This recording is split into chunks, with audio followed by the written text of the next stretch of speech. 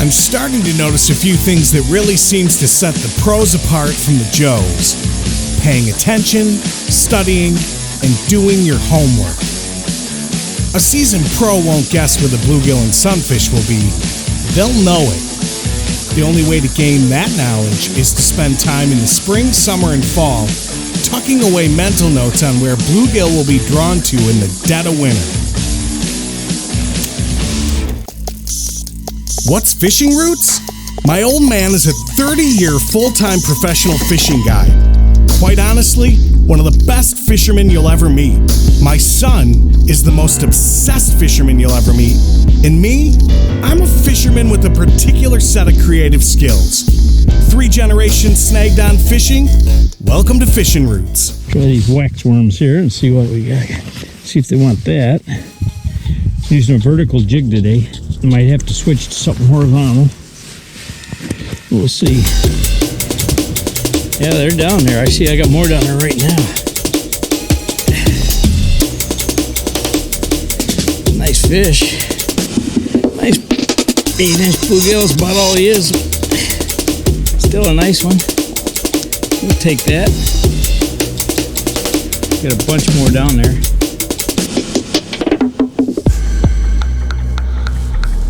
Put him right there.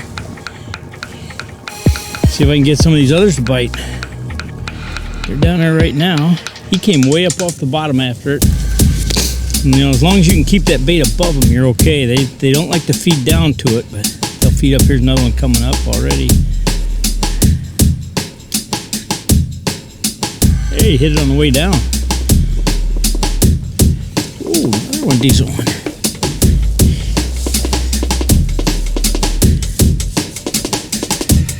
Yeah, he hit it on the way down. Now, see, it's a little bit shallower here than where we are behind us.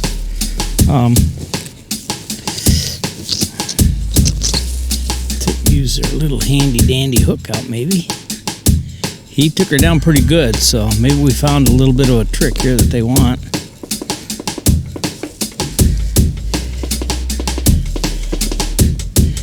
Get him to open his mouth here so I can get at the hook.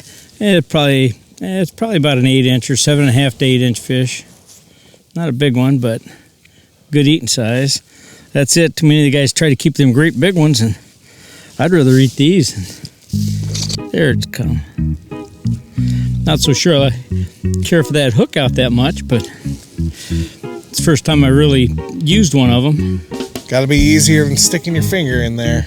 Yeah, I think I'll get my hemostat out again, though. It's a heck of a lot easier. Surgery. I got more down there. Now that one hit it while it was falling, so let's see if there's something to that. He come right up and as it was falling in there. This isn't tungsten though. This is standard old lead jig. It's not a tungsten jig, so it falls a little bit slower. Not a lot, but a little bit. I've got an orange and chartreuse on this jig. Now this is a vertical presentation. I've tried horizontal. They didn't seem to want that. They'd come up and look at it and go back down, but as soon as I went to this horizontal presentation, that's when I caught these two. I don't have any fish on the screen right now, but doesn't take them long to show up. There's a good weed edge right here in front of us. I caught some fish on it here not long ago. Yeah, this old Berkeley trilene hat that I found. Yeah, I was going to say retro. Nice and warm. It's our retro outing. I found this back. Show the underneath hat. This is from back in the early 90s when I worked for Berkeley Fishing Tackle Company. Double up. Yeah. Throwback hat. This one's even got ear flaps on it and everything. I'm not using them right now, but I've got a Berkeley trilene stocking cap on over it. But it's warm. They kind of moved on us here a little bit. I don't see them down there now. They got smart. They saw Pete and Repeat there go up through the hole and said, wait. Yeah, there's one down there, but he's right on the bottom and he's not committing. He's not coming up. I'm wondering if they don't, maybe a different color might work a little bit better. We'll try something else here just to see. Here he comes. Come on up and grab that. They definitely want it stopped though. They don't want it moving. They come up for it while it's moving, but they don't. And they're hitting it so light they don't. You don't. Whoa! There he hit it, and I missed him. They're hitting it so darn light that you can't hardly see the end of your line. You see the line jump more than you do the tip of the rod. There, got him. Little guy though. Look at the size of that one. That'd be good bait. Put him on a tip up. That's why you. Oh, they're all fun. They're all hovering right around the bottom there, and then all of a sudden they'll make a decision on where they're coming from. There's deep grass right on the bottom here, so that's what they're coming up out of.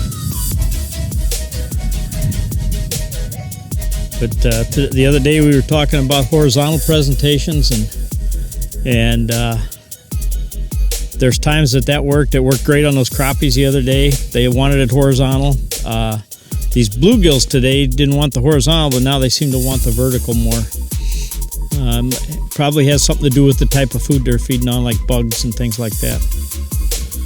Whereas those crappies they're definitely minnow eaters, and if that bait's not hanging quite right, it doesn't look like a minnow. So got to match the hatch. Don't be afraid to try different things on them. These fish will tell you what they want. And there comes one in from the side.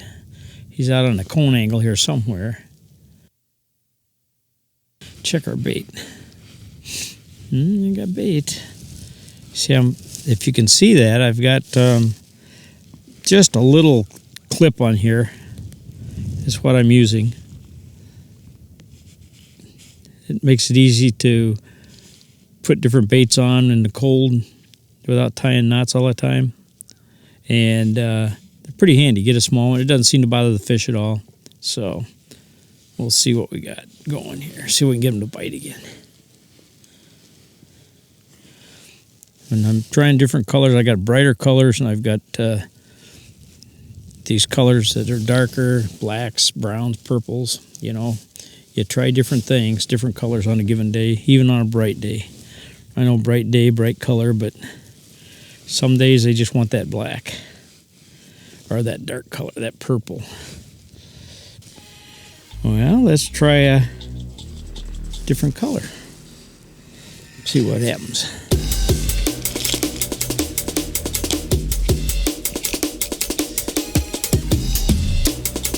I'm going to go to a horizontal presentation.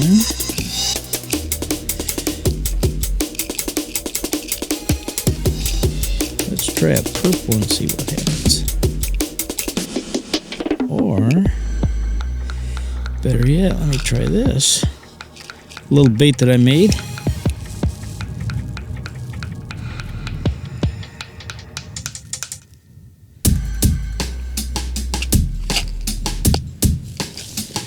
Let's see what they do with it.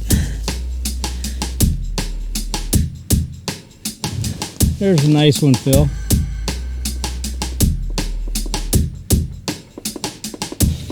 It's on that little, I was telling you I made some little rat finkies. Yeah. Made some little shine in their body.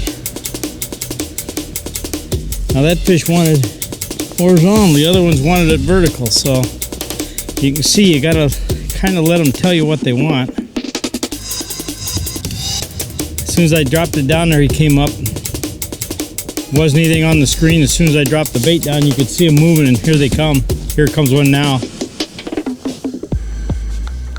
Got him. Whoa, okay. Another decent one, I think. Oh, yeah. Oh, yeah. Now those are decent bluegills. Very good eating. You get an 8.5 inch bluegill, 8-inch bluegill, you got a nice bluegill. That's alright. Looks like there's more down there. Now, from a half hour ago, they kind of changed their attitude. Now they wanted a horizontal presentation. That's why I say keep your options open. Always make sure you pull back on that so it hangs horizontal, like we said in our last video. Some more fish down there. Let's see if they'll bite. See, in here I got 7 feet of water. Out there where I was at last hole, I had 9. So I've been just kind of moving in, checking things out in shallower. It's been a deeper water bite, but here he comes.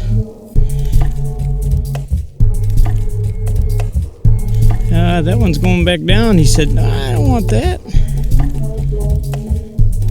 He was right with it though. There's more than one down there. I can see him. You can see him on the screen. You had a couple nice ones here and a couple nice ones there, and you have to hole hop to kind of chase them a little bit, I guess.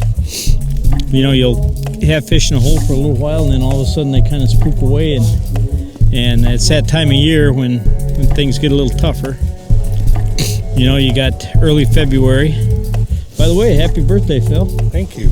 Forgot all about that. These fish were just fishing in about 7 feet of water right here, and I'm keeping the bait above them about 2 feet, so they seem to like it that way. They want to come up for it more than they want it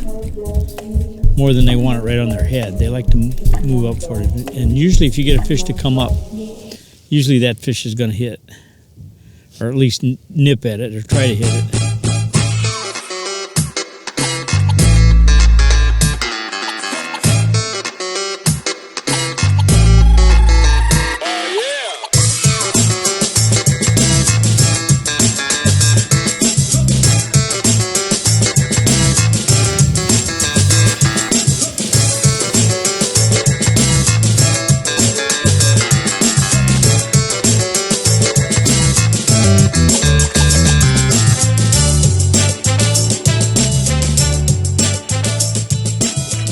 Many ice anglers cut their teeth on live bait like spikes and waxies, and there's no question they still work.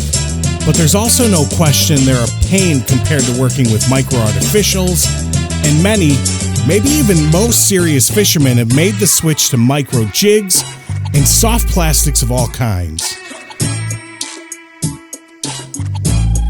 The more time you spend paying attention, studying, and doing your homework, the more you'll know about what will attract midwinter bluegill, and the more meat you'll put on your table for the next fish fry. I'm Phil Barefield. Thanks for taking a bit out of your day to check out Fishing Roots. Make sure you subscribe, ring the bell so you get a future heads up on new Fishing Roots content, and tell a friend. There'll be more from Fishing Roots soon.